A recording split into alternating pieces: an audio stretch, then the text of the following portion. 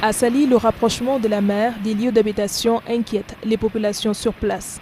Des rangées de maisons étaient englouties par les eaux, plusieurs sites touristiques sont exposés, des barrages de fortune installés sur ce qui reste de la plage ne servent pas à grand-chose. Auparavant, la plage, la mer était vraiment à distance, c'est-à-dire c'était un peu éloigné, de presque 500 mètres d'ici, de là où on est. C'est vraiment une menace.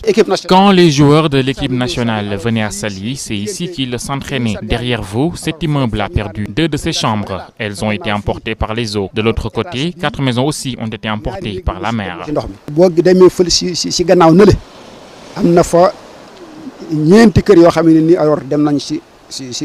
Cette progression de l'océan Atlantique sur la côte a occasionné de nombreux dégâts.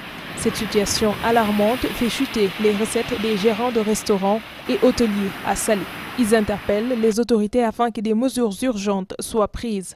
Nous souhaitons que le gouvernement nous vienne en aide. Nous sommes très inquiets. Nous avons fait tout ce qui était en notre pouvoir, mais en vain.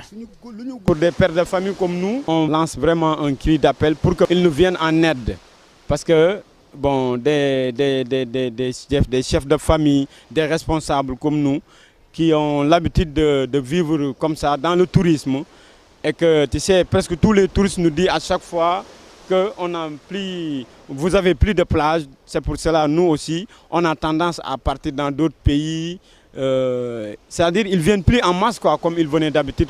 Le phénomène de l'érosion côtière à Saly plonge les habitants de la localité dans le désarroi. Le chef de l'État, lors de son séjour sur place, a répondu aux doléances des acteurs du secteur touristique.